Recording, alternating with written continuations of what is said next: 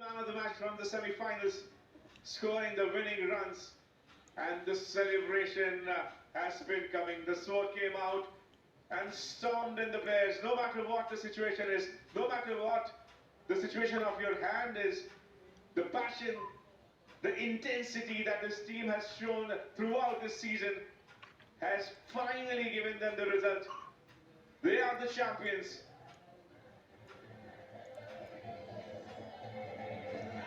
This is gonna last in his memories for a long time. He just celebrated 30 years last night, and his team has gifted him the trophy of 2026 CCL.